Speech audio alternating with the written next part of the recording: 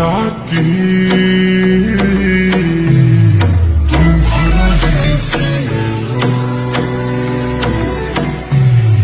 heroine हो heroine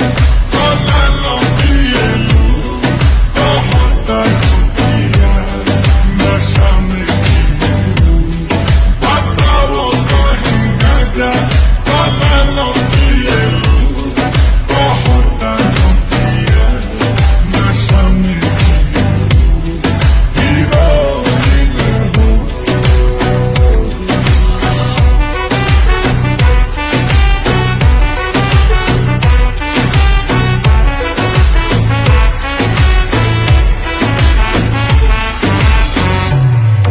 गुलाब जैसन